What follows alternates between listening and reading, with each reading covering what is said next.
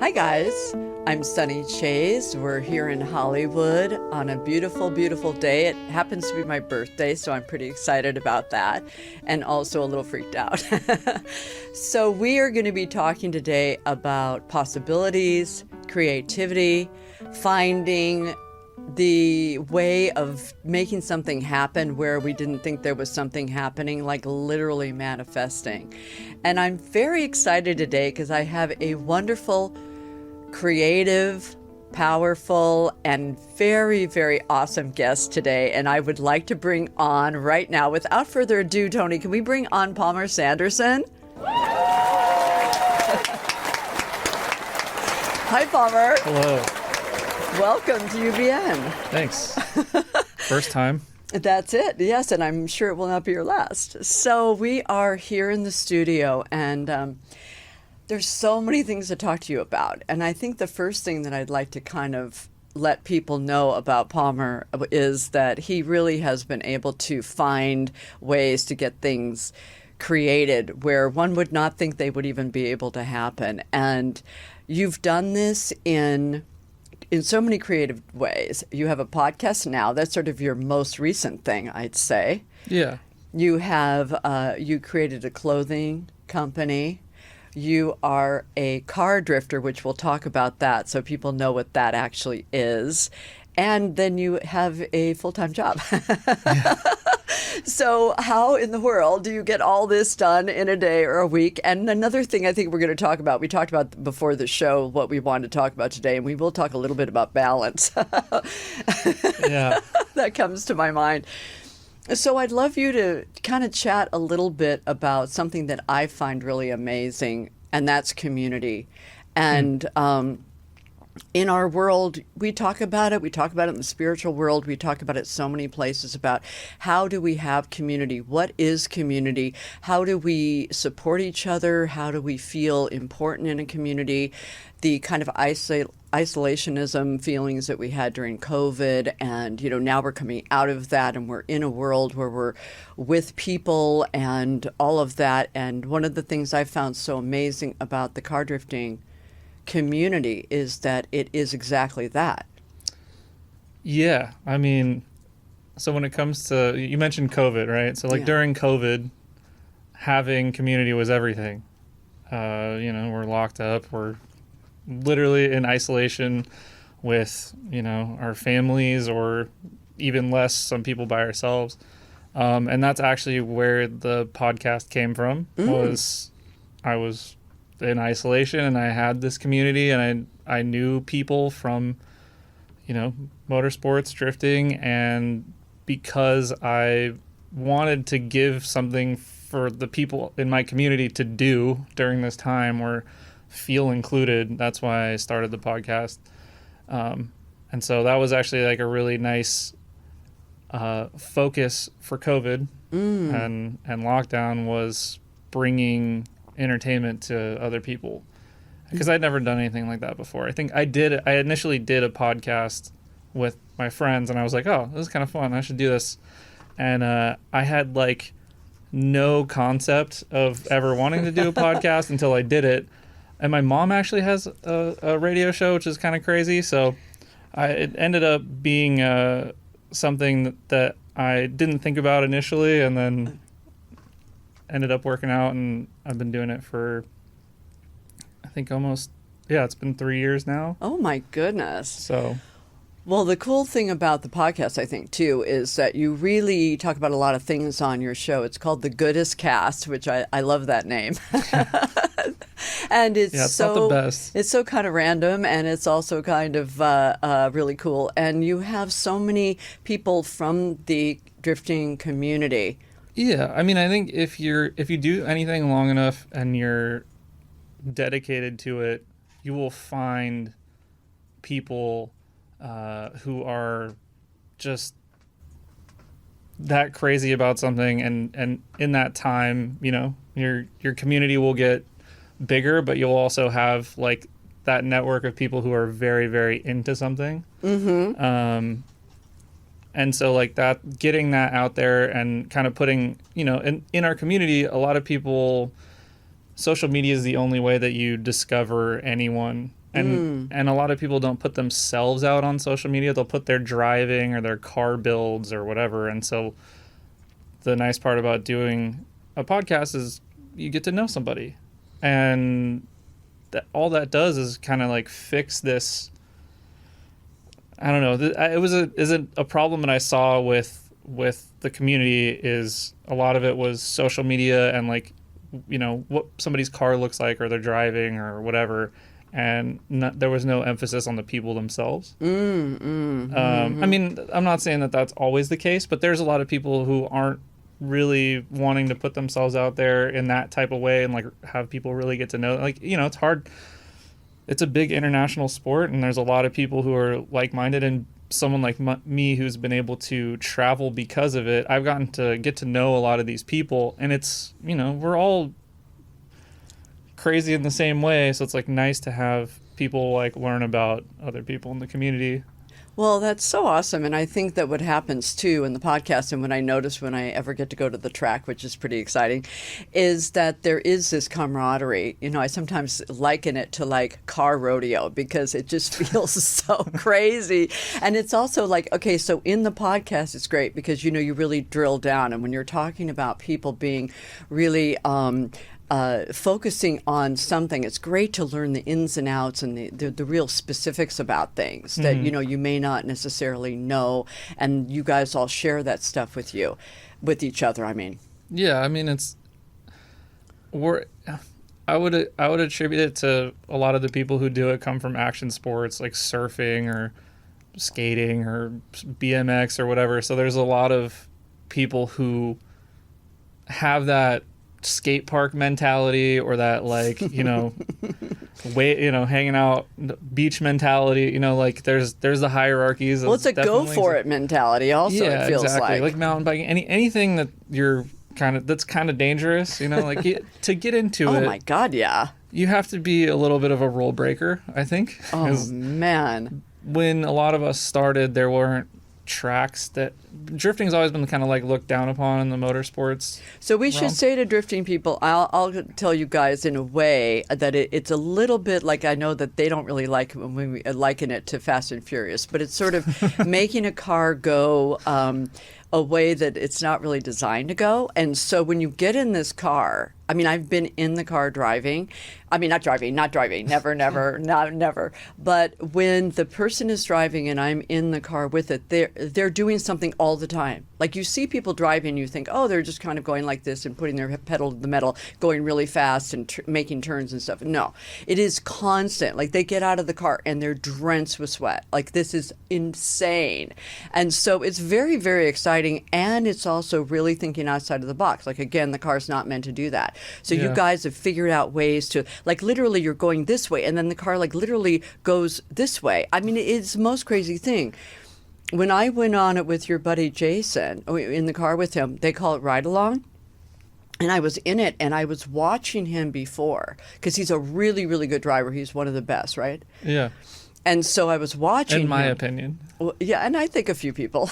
Yeah. And so I was watching him from afar, like up, you know, in the bleachers and looking down and watching what he was doing. And then when I got in the car, I thought, okay, I know what he's going to do because I was watching. I'm like, I have that in me, you know, kind of, I watched him do like 5 runs. So I thought, okay, I know what he's going to do. No.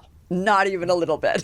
Yeah, when I was in the car, it's literally like if you're on a Disneyland ride, but there is no, what is that, track thing? There's no track. There's no thing that you're on. So every time you're getting this close to a wall or you're literally going backwards or there are G-forces and there's all this stuff. Yeah. You never know what's going to happen next. It's very exciting. It's super scary. You did get a pretty crazy ride. That track's really fast. Oh, and Jason's really fast, and his car's really awesome. And yeah, that's a ride that a lot of people would want to have. Oh my God! Yeah. And then I got to ride with you. Yes. And that was so fun. One of the ways I learned to like keep my back so that I didn't have like, it's a core workout. Is to smash my legs in the front, like hold really fast and push my back really far back. So I was like one with the car. Yeah. And then whatever happened, I could handle it. Yeah. I mean, it's really just something that we get into for fun, and the people who find it's just like anything. You get into, there's people who skateboard for a couple years and realize like, yeah, probably never gonna go pro and I'm not great at this. And then there's people who just do it forever and don't care if they're good. And then there's people who like push and try and be the best and, you know, world champions and stuff. And we have that too. It's just like, you know, there's people who go out dancing and take salsa classes, and then there's, you know, world champion dance people, or I don't know like another way to describe it. But it's the dedication. I mean, the thing that I find and that I really appreciate getting, you know, kind of chatting a bit more about the community thing is that it is a sport where people are, you know, essentially competing with themselves. But there are places where there can be competitions and people judge like the line or, you know, the apex or whatever you guys call those things. Yeah, there's some judging criteria. Right. And you've been a judge. I have been a judge. Is that fun? Is it stressful? It's a little stressful, yeah, because, you know, you don't want to make the wrong, because it's a judge sport, not a time sport. Mm-hmm. So you're literally judging someone versus someone else, and you're gonna hurt feelings if you make the wrong call. And there's also a lot of other people there watching who might feel differently than you. And if you make that call, I mean, honestly, like the professional series and stuff, like I'll watch it often and I'm like, I don't know what they saw there, you know, that went one way or another. But there's, you know, they have like meetings where they talk about where like if you go in this part of the track, like it's invalid and all this stuff. So it's like it can be really complicated. I've been a judge. I would rather drive than be a judge. I've also emceed a few events too. So I'm getting my hands dirty in like all facets of the sport. Well, the thing about the judging and then sort of back to the community thing is that it's really about the driving. And it's what I noticed. I'm amazed at the tracks and stuff that there's so many, like most people bring. I mean, you guys would be amazed. I mean, they bring tires, they bring all this equipment to fix things right there on the spot. Like, you know, it's just incredible. So people like weld their cars back together. I mean, midday. What? Yeah. And people help other people. I have heard on the track, though, that you definitely have been a person who goes around and finds, you know, like if people need things, you're a bit of the problem solver here and there. I mean, yeah, we all do it for each other. But see, how cool is that, you guys? Like, I mean, it's sort of a world that we don't always think of, you know, maybe the people who are watching my show right now. And we're thinking about how we, you know, again, problem solve, or because everybody's kind of there and then they just have to create it. Many years ago, I used to be a costume designer. And one time I was in Mexico and we took this boat, this like kayaky boat thing, and I had all the clothes I needed for every actor that day. And then we got on the other side of the island, you know, went over to an island. Then we got on a flatbed truck and drove miles and miles. And then, of course, we were covered with water and then the mud. And then there were, you know, snakes hanging. And then I had to have everything there that I needed for the day. And one time they brought me these three really elegant Mexican guys. They were probably the producers or something. And they said, okay, you have to make them into banditos like in an hour. And so I had to just get dirt and burn stuff and, you know, make them look raggy and all that stuff. So it was like I just had to work with what I had there. And I feel like that's what you guys do all the time. But you bring a lot of stuff. Yeah, you still have to get creative often. Yeah. I mean, I would imagine because you're there and you're in the heat and you're in the rain and you're in the whatever. Yeah, I mean, for anyone listening, we're showing up by ourselves with like a car that we built ourselves most of the time, and, you know, like random tools and spare parts, hopefully, and sometimes you break stuff and you have to go find somebody that might have brought a spare of the thing that you broke because you didn't bring it. Yeah, it's great though. I mean, all of this stuff is obviously on racetracks. We're not going to, you know, intersections and downtown LA or whatever. Yes. That's not what this is. Yeah, there are people who do that, but that's not these guys. Yeah, that's actually that's not drifting. That's more of like a different thing. Like, it's not the two aren't associated, even though they look very similar. I just want to put that out there. Yes, please do. Please do. Yeah. So, yeah, community.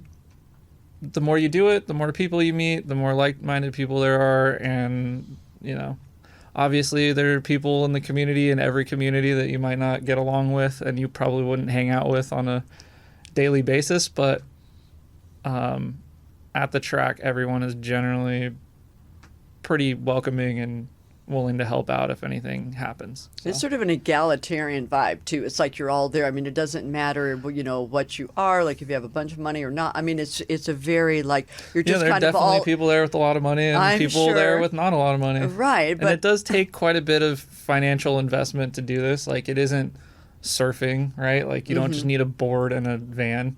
Right. Or sometimes a bike, depending on where you live. Or a skateboard, yeah. Yeah.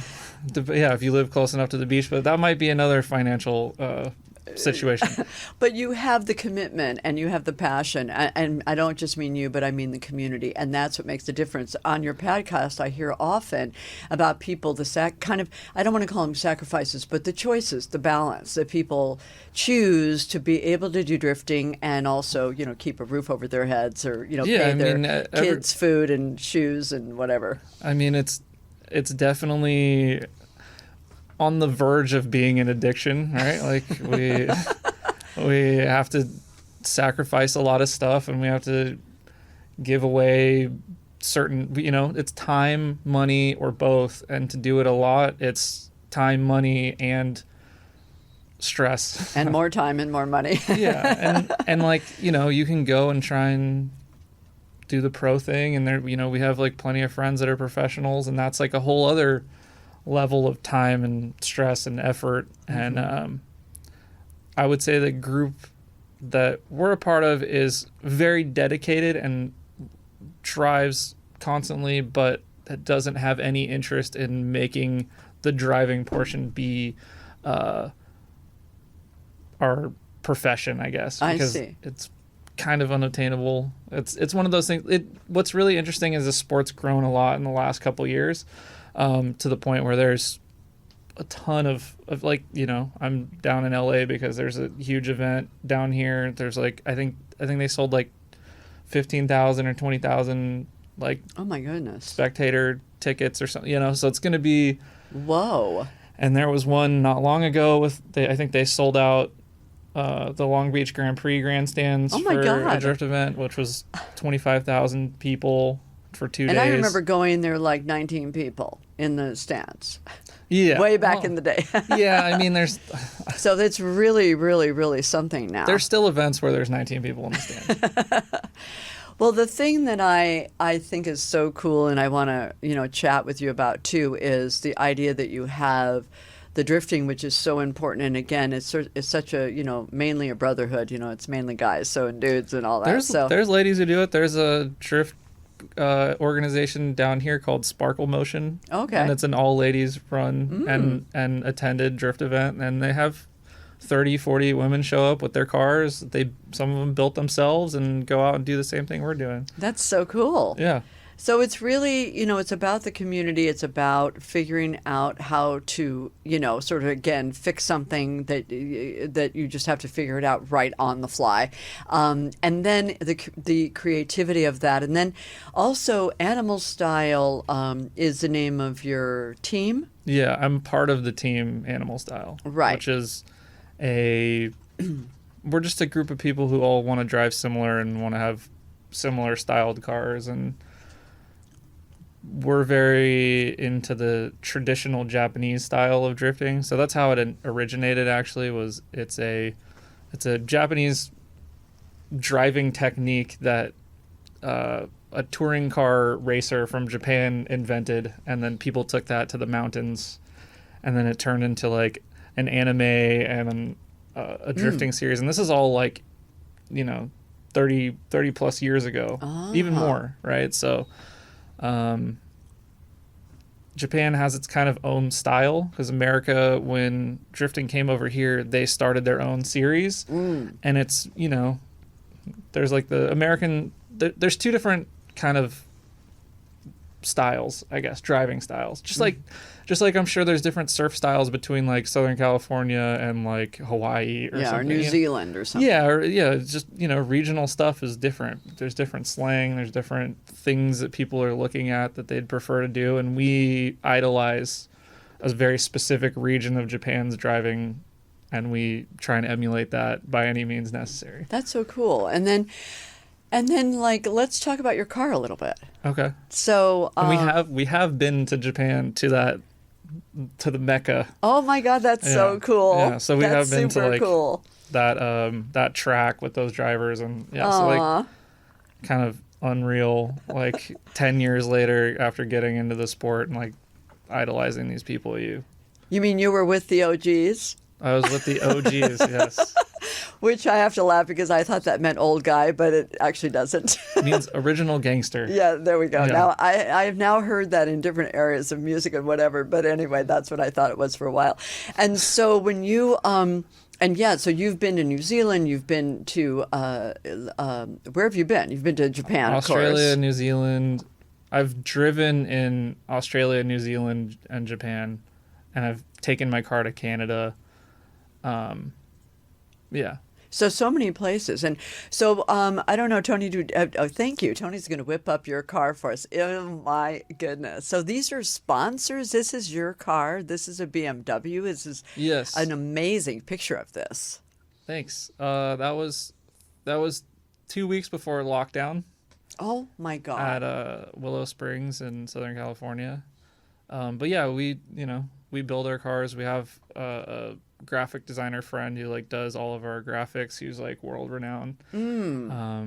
But yeah, like everything down to the paint, someone on our team does. So like I'm like the wiring guy. I do all the wiring for everyone's cars. So interesting. I did not know that. That's so cool. And then this picture was taken. It looks gorgeous. It was a photo shoot or something? No, it was just my car. Like it was just at an event. Oh wow. My friend Daniel Baxter took this photo. I mean, it's really, really incredible. And do you want to talk about the BMW thing? Sure. Okay. What about it? Well, I mean, the fact that it was sort of, you were saying earlier about really the Japanese starting of it. And so it was really about Japanese cars. And then there were some people, and you were among the first to decide to be like out of the box and be kind of crazy or kind of whatever and be doing the BMW thing. People drifted BMWs. I'm definitely part of a handful of people who did the Japanese styling and like car setup technique and all that on a BMW. So I used to have a Japanese car. I had like a Nissan 240 SX, like a 90s Nissan. It was the step down from the Z, right? So like I'm sure everyone's familiar with a Nissan Z. And yeah, I wanted to try something different, and I had like kind of a vision in my head of how it would look, and try and do something different that I hadn't seen before. And some people had kind of done the Japanese styling with BMWs. There was a car in Japan, a drift BMW in Japan that had kind of some different styling, but there is a lot to kind of like drifting is a lot about like personal expression, style, yeah, exactly. Like, it's not about, finishing first or whatever for a lot of us. We definitely want to like drive fast and cool and exciting and put on a show. I mean, it's showing off. Like it's a it's a show offy motorsport. That's really all it is. But yeah, so you want your car to look cool, right? Like it's self-expression. You're putting yourself out there, and for a lot of people, they don't know what I look like or who I am. Like they only know what my car looks like and how I drive it. Interesting. That's interesting. Yeah. Yeah. And then BMW heard about it or something. No. The actual company. Well, didn't you have an article in BMW? I had an article in a BMW like magazine that it's like a BMW aficionado magazine. I see. I Yeah. see. Again, the speciality of all these things. Yeah, yeah, exactly. I love that. That again, it sort of points to the creation and the creator bit of you, the artistic part of you, where you're sort of thinking out of the box and, being not necessary. Well, maybe a bit of like we call it the hero's journey. Sort of creating your own path a little bit. Yeah, I mean, I've been part of a very artistic family, and everyone kind of has their avenue, and I didn't really get to pursue that for my career. So having an outlet where I build cars and style them well, and it feels good. Well, and then I love the idea that about your fashion, about your sort of Yeah. taking that. So I'd love to chat about that a little bit. Yeah, so like I said before, drifting is a borderline addiction, and you want it to go on as long as humanly possible, and you want to be able to drive as much as you can. And the only way to do that sustainably is to figure out some kind of way to monetize what you're doing. And the podcast, I realized, was a good avenue for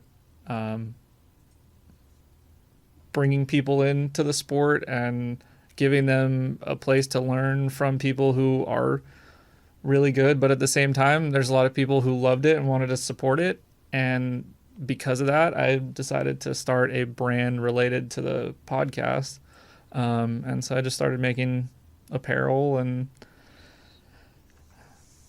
it's fun because I did it a long time ago when I was a teenager. I had like a t-shirt brand, and I kind of learned a lot of lessons on how to actually make money and not just buy a bunch of stuff that no one's going to buy. So it's nice when you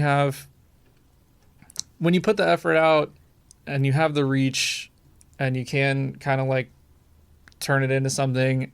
It's hard because you don't want to just start a Patreon and be like, give me money every month or whatever. You like want to like be able to give back and like have some substance, some sustenance over like people supporting you. So why not make some clothes? That's so cool. I wanted to ask you, the way that you do it, first of all, I mean, I had a clothing business for many years, and it is so different now. It's just like a whole other world. I mean, I had reps and I had samples, and it was just felt like a monolith. And how this feels like a paper airplane. It's like it's just so user friendly, and I love that. Yeah, I mean, like technology has made it a lot easier. And then, so for your designs, you do collabs with people, or how do you come up with your graphics and stuff? I come up with concepts, and I have an artist that I work with.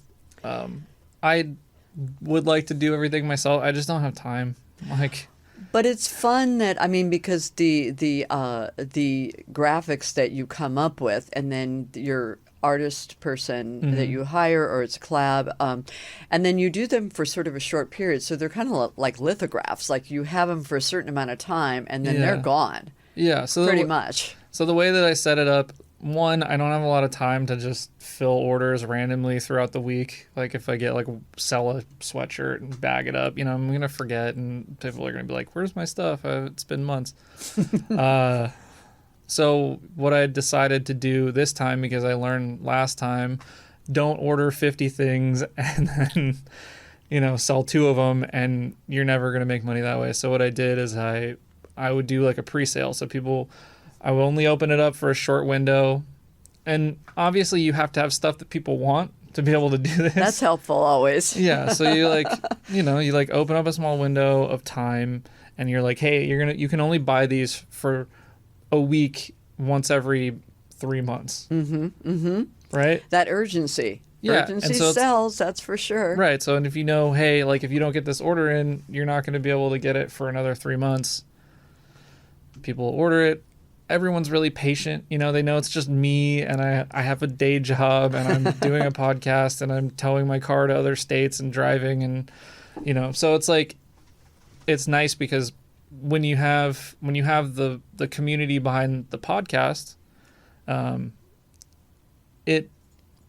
people are like more understanding of like, hey, where's my order? Instead of just like starting a business and just trying to sell T-shirts. Well, I also notice, I haven't been to the track very often, but a couple times I have been, and I've actually seen people wearing your stuff here and there. Yes. Randomly around. It's like, oh, that guy's changing a tire and he's wearing the Goodest Cast sweatshirt or hat or whatever. It's pretty cool. The podcast goes to a ton of countries. So I've shipped merch to, I think probably like, I want to say like at least like 10 countries. So that's pretty cool. Definitely never dreamed of that when I was like selling T-shirts out of my car trunk when I was 17, And it's like so cool. It's nice to have that like entrepreneurial portion back in my life. Yeah. And they had, when you were in, was it New Zealand? Or Australia, where you were actually selling merch and stuff. Yeah, I brought a bunch with me and sold it to people there while I was there. It's That's cool. so cool. Yeah. So I love how all this ties in. So I'm looking at my notes because you do so many different things. And excuse me, I mean the podcast, the building of the cars, the driving of the cars, the creation of the clothes, the sort of selling them and making sure they're happening. And that all basically happens through your online presence, with your IG followers and stuff like that, which again, I'm just like, this is so cool. It's like so user friendly. And so Palmer, how do you balance all this? I don't. I mean, this is something I loved. You guys know out there that this is one of my favorite words since 2023. Balance. Is balance. How do we find our health? How do we find time to spend with? What are our priorities? It's like that is really, and of course they move and they change and they flux and stuff like that. But really, what is our? How do we make it all make sense? And it is moving and fluxing and all that, but. Well, I would say that I'm pretty impulsive, so I don't spend a lot of time planning, but I'm pretty good at solving problems as they arise. Sometimes when there's too many to solve at once, you get into a challenging place where you're dealing with anxiety and stress, and you realize a lot of it is self-induced because you don't need to do all of this stuff. But it does all make it worth it when you make it to an event and, people tell you that, or you get a nice message saying that they listened to the podcast through a tough time and it made their, gave them some community, or someone tells you that they like love the shirt that they got from you and it like fits really well and they get compliments on it or what, like just little stuff like that.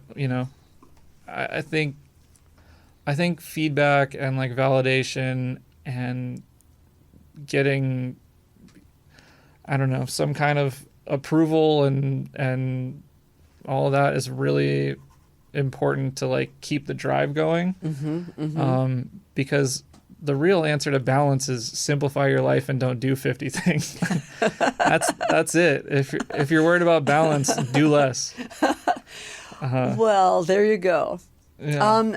Well, guys, one of the things that I tell my kids all the time is, especially one of them, is that complacency is not our friend. And we've talked a lot about that with sort of aging and not so much aging, getting older, but sort of maybe giving up or just, oh, it's okay, I can do a little bit of this or that and not reach for the moon, or I've done enough. And I always feel that complacency is really not our friend, and we can always be pushing for more. Again, the tree grows through and doesn't just stop at one foot and says, okay, I'm done, that's enough already.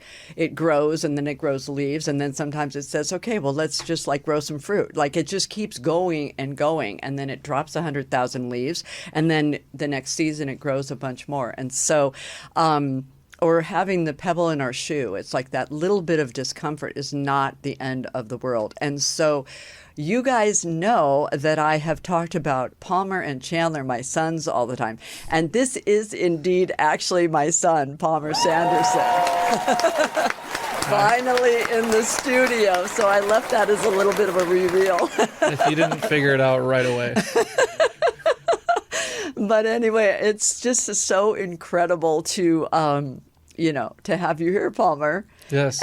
But I mean, to that point about the complacency and stuff, I mean, I think that's something that is important. It's uncomfortable, and there's even the balance with finding when is it too stressful and when are we giving up and when do we want to strive for more, even though it's uncomfortable, right? Yeah. I mean, you have to you have to figure out what's important to you. And you have to figure out what's important to you and spend your time on that. And if things aren't important to you and you have that's taking up a large portion of your time, and it's obviously not a good thing to have. Yeah, and I think really, also super it's vague, but it's also but it is the balance even with that, I think. And and I think another thing that I'm so proud of you about, and I find so inspiring myself, and I've told you and I've told your brother Chandler that I just think these guys are such cool people. Even if they weren't my kids, I would love to hang out with them. I think you might be biased. I might be, but I do think that one of the things though that I get a big kick out of, and you may not totally agree with this, but we talk a lot about manifestation and, how do we want to have our dreams? What do we want to create in our life? And sometimes the creation of something isn't always in the package we may think it's going to be in. And so we have, I don't know, I think on Palmer's, one of the things we were going to have, we may have put it up, was performance artist. And so many years ago, I didn't even know this about Palmer, but he was, his friends would say, oh, just Palmer, do imitations of this one and that one, and he could do British God. And he could do that, and he could do all these things, and I never knew that at all. And then at a certain point, you were thinking that one of your dreams was to be a stand-up comedian. Yes, and it's still a dream that I don't have time to pursue. But I'm telling you, I think that you end up doing that on your podcast. Like you say in your intro, which Tony, our owner of the studio here, and also has a big, big show, way, way, way big. He records his intros after the show, which I think is so great. I don't, because I just go for it. But Palmer, you do the same thing. I do. And so you're able to really get what the show's about, and then you speak about what the show is and what your guest is bringing and what you kind of talked about. And often you'll say things like, "Oh my God, he cracked me up so much," and everything. But I'm watching the show and he's falling off the chair laughing. So you get to be a stand-up comedian, even if you're not. And then when you're emceeing and judging and you have a microphone in your hand, I do have a bit more confidence in being funny in front of people.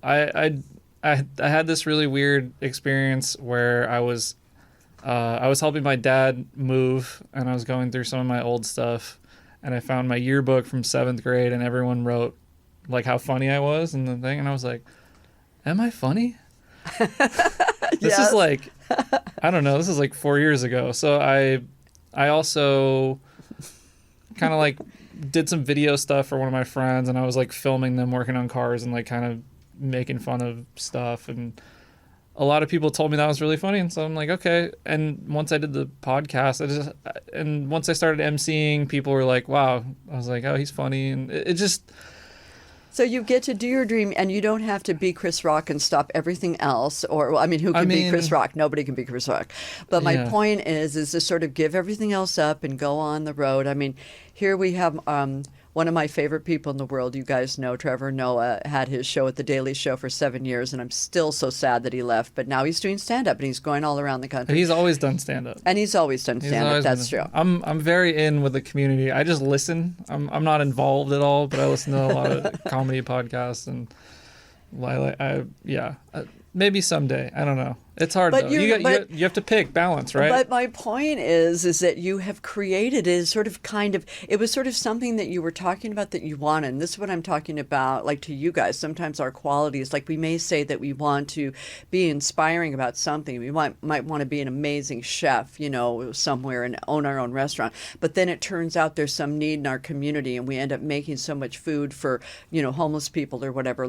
We don't always know what where the place is going to be or whatever, but it's the quality of what we want to be doing. I growing up, I always wanted to be a race car driver.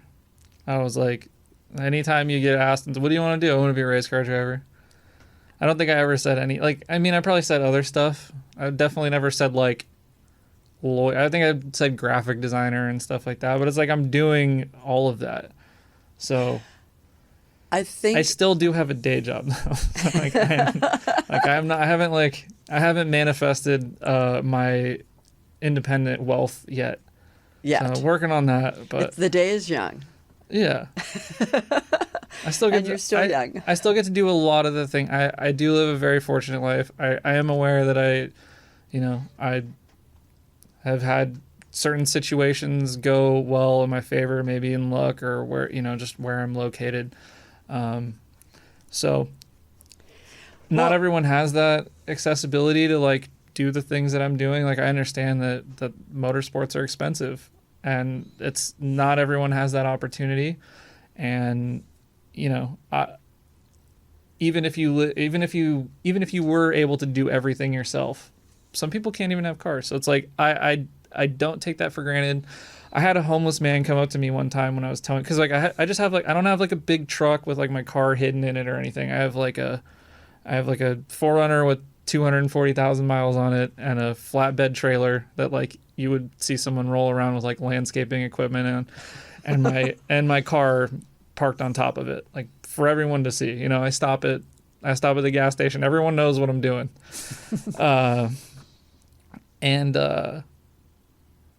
This homeless man comes up to me and he just goes, "Hey man, like don't ever forget that there's a lot of people that wish they could do what you're doing right now." Whoa. And like he's like, "Dude, that car is so sick. Like wow. I would do anything to have like to go do what you're doing right now." Wow. And it's like, you got to remember moments like that. There are people who like absolutely dream to do what I get to do. And that's where you have to find like the gratitude and the balance. And when things are stressful and you are like, why do I do this to myself? Why, I'm never going to be able to buy my own house for, in where I want to live. And, I'm not going to be able to do XYZ, but it's like, I am getting to live out at least close to my dream of when I was younger. Like I never in a million years would have thought that I'd be building the car that I go take and towing it myself to places and going and driving it. And if it breaks, fixing it. Like I didn't work on cars growing up. I didn't have that like upbringing. I had to learn everything from 20 on. Like if I wanted to do this, I needed to figure out how to do it myself because I can't pay someone to do it. Because it's not feasible. And so like a lot of the people who do this stuff have undeniably given up a lot of time and effort and learning and learning to wire an engine harness and knowing what every single wire and sensor does on the engine and just I'm not a mechanic by trade. I never have been. So like that's the level in which you have to like give yourself to something to be able to do it as frequently as we do. And and the idea of the excellence and the focus. Yeah, I mean there's definitely some neuroses in there that make us want to be But I think that's true. Like I think of people like Steve Jobs, and I'm an artist also in my own way. And when people talk about Steve Jobs and oh my God, he would wake up in the middle of the night because the color of something, whatever. Did you bring this up because I said neuroses? Well, sort of, but also I was going to say because I feel it with me, but I also think it's okay. In other words, if you're an artist of a certain kind, it's like that's how it rolls. Like, I mean, even in this show later, we're going to be putting pictures in, and it's like I want to have that happen, so we're going to be doing that. But back to Steve Jobs, like he would wake up in the middle of the night or whatever and email somebody at 2 a.m. and say, "We have to paint the screws that are going in, the top of the computer." And people are like, "Oh my God, that's so crazy." I'm like, I would so do that. Yeah. I would absolutely do that. As a matter of fact, I did that something similar in our house. I took a little makeup brush and I saw some little lines of something and I got the paint and painted it. I think that's okay. I think that's cool, actually. Yeah, so the group of people I'm with, and drifting are similar to that. We're very particular about how the cars look and function and whatnot. So it's like it is what they're. It's good that you're there. Attention to detail and nuance is kind of serves you, and you serve it by being that person. Exhausting a lot of the time.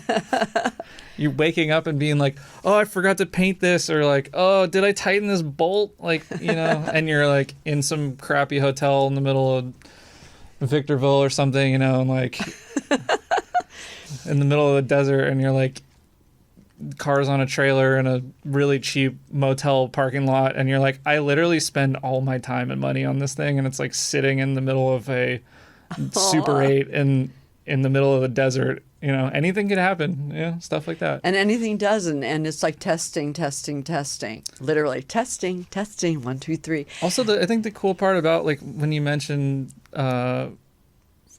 painting the bolts and stuff, like we're all like that, but then also we go out and take these cars and we drive them as hard as we can and like bump each other, and they get scratched like up. Like bumper cars. A little bit, yeah. So like like we used to play. It's really breaking that like obsessive. Well, it's letting go. It's like doing all that. It's like the mandala paintings that the Tibetan do. Taking all that time, a month, to create something, and then they just completely destroy it. So you guys are mandala. You're doing that with cars. Yes. So Palmer Sanderson, my son, I am so honored and so thrilled to have you here on my birthday. Yes, happy birthday, Mom. Thank you. And so, guys, until next time, just remember about balance, focus, and doing whatever you want to do, going for it, being excellent, and trying something new all the time, even if you don't think you can do it. So we'll see you guys. Bye. Bye.